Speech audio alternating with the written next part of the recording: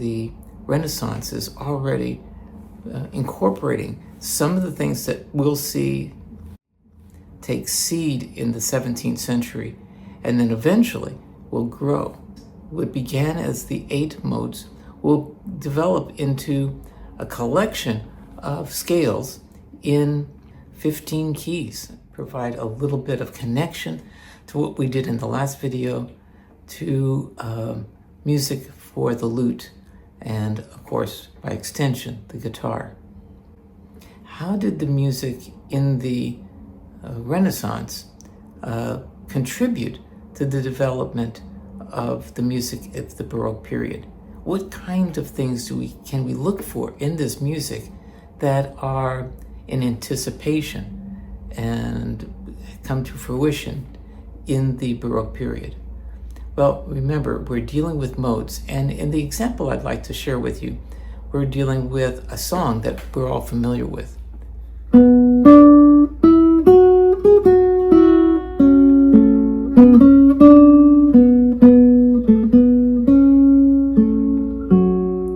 And that melody is makes up of these notes.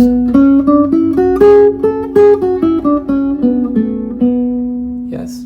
It was a very popular song, in fact, many different versions. Now, the version we're going to have, or the cover we're going to hear from Francis Cutting, is going to be different melodically.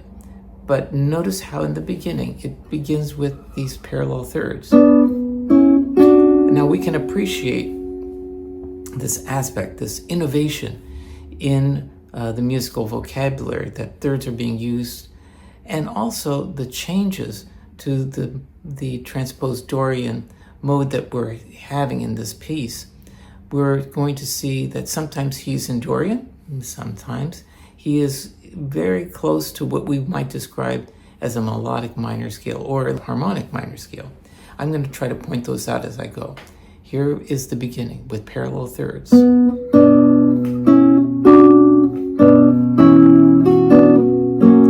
now we had the E major chord with the raised 7. Nice voice leading, and we have a 6-3 inversion. This is an A minor chord with a C in the bass.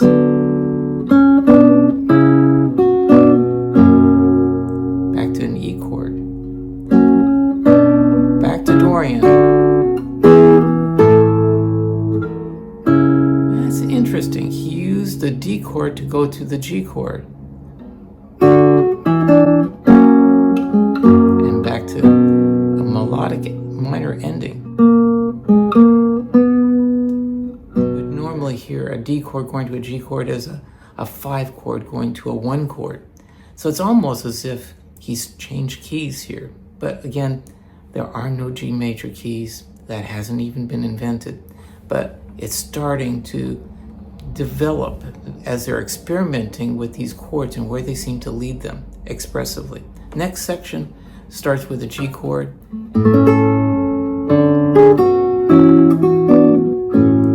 Beautiful, yes? But keep in mind, though, that the G chord now is going to a C chord, and we have the F sharp, and then we have this chord.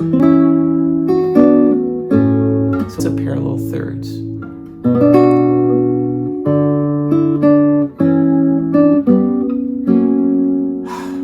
Wonderful, isn't it? We didn't expect that. An A minor chord, then the C here, and is it a C part of that chord? Well, it's really, again, the sonority of this sound and this sound. It's still there.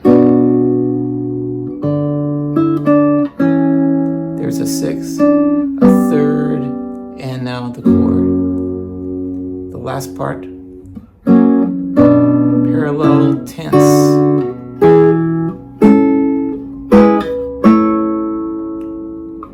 C chord, A minor. We're in Dorian of the leading tone and an A chord. Okay, this is just half of this piece, but hopefully you get an idea of how exciting this music is harmonically, and how, well, without this, we would not have Handel, we would not have Purcell, not have Vivaldi, And yes, we would not have had Bach. This leads to those composers and that pathway to music that we listen to and enjoy today. It's an sequence of events. And we can be critical of different types of pieces and different kinds of music, but it's important to realize how rich our musical vocabulary has become and how wonderful this music is still. It's still alive. As you play it, imagine yourself transported back 500 years. You're hearing the sounds of the people, the sounds and the voices and the heartstrings. Music is wonderful. And I hope that this little mini class on this piece and the development of the modes and how they led to the music of the Baroque period has been of help to you. Please write to me and share your thoughts. Thank you.